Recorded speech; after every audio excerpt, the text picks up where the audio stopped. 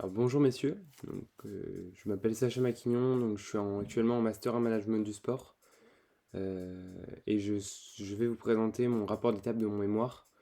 Euh, donc le sujet sur lequel j'ai décidé de faire ce mémoire, c'est l'éco-responsabilité dans les grands événements sportifs internationaux et notamment avec un regard plus appuyé sur le Tour de France et sa caravane publicitaire. Le tuteur de mémoire ce sera Monsieur Vaquet, je lui en remercie beaucoup aujourd'hui de me suivre dans ce projet, de m'accompagner dans l'écriture de ce mémoire et dans la recherche de ce mémoire. Un grand merci. Pour expliquer le choix de ce sujet, justement, déjà il y a la notion d'événement sportif. Aujourd'hui, en plus de mes études, je travaille sur plusieurs événements sportifs euh, tout au long de l'année. Donc que ce soit Roland Garros, sur euh, la formation et la sélection des ramasseurs de balles, mais aussi le Tour de France, sur lequel je travaille depuis maintenant 3 ans au sein de sa caravane publicitaire. Et aussi parce que j'ai envie de plus tard travailler justement dans ce monde de l'événementiel sportif, donc c'était important pour moi de, d'élaborer ce sujet, parce que c'est un sujet et c'est un domaine auquel je souhaite dédier ma vie professionnelle.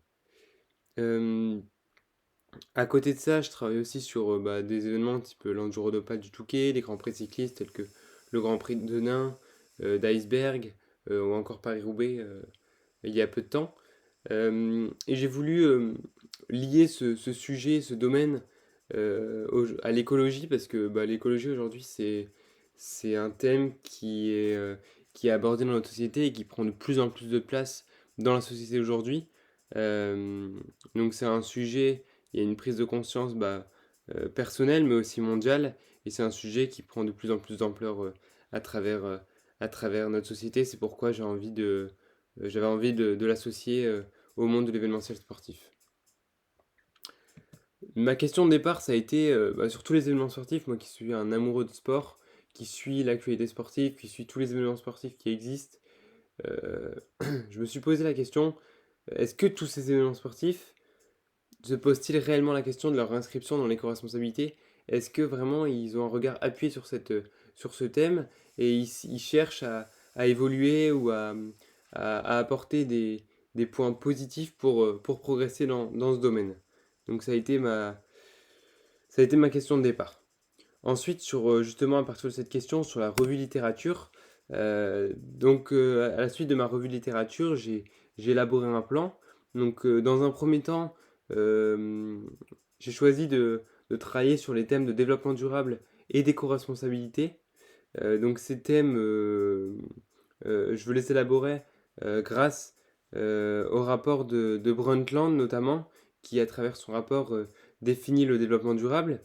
Le livre de Monchot, lui, nous montre que peu de personnes et peu aujourd'hui de monde maîtrisent la notion de développement.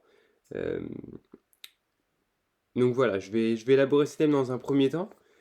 On verra plus en détail ces deux thèmes avec les caractéristiques.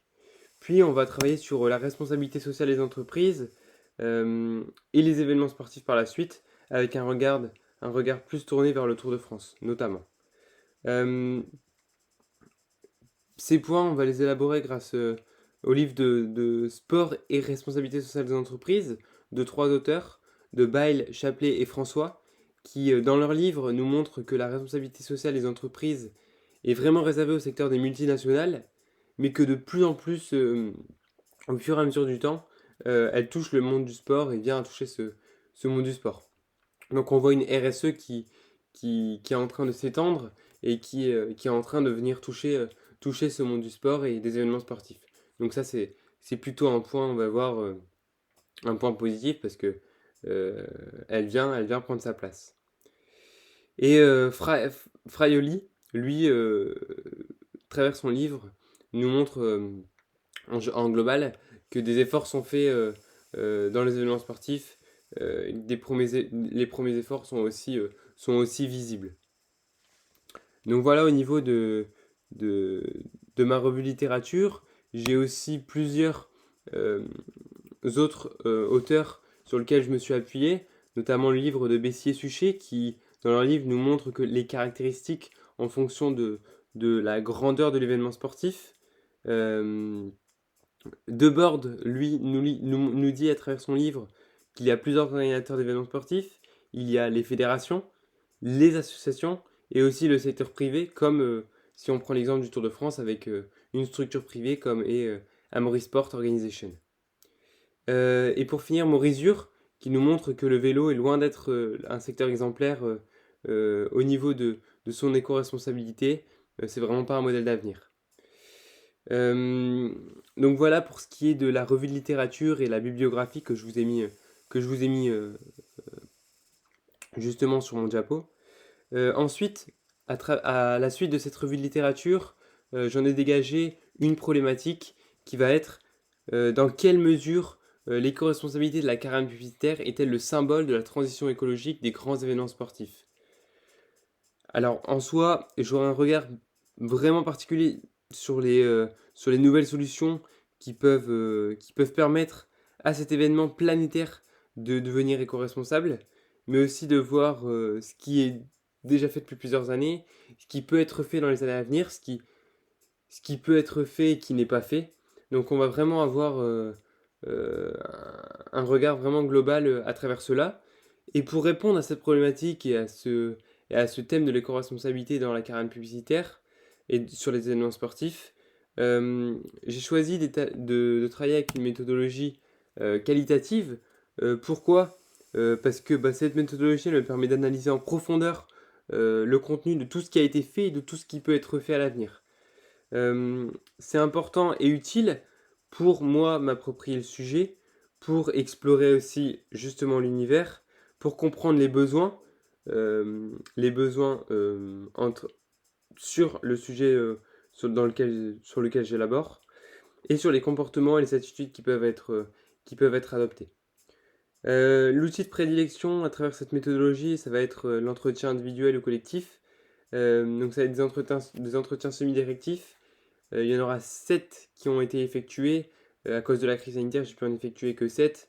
Au lieu d'en faire des plus petits en termes de durée, ils ont été plus longs.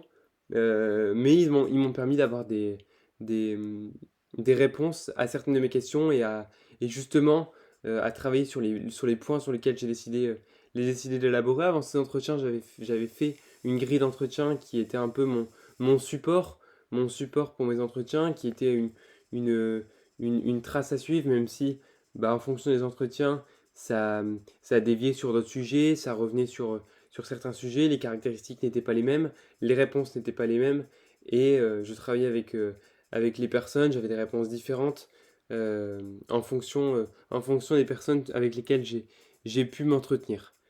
Donc voilà, bah, j'espère que, que ça vous a plu, que vous avez hâte de lire justement mon mémoire.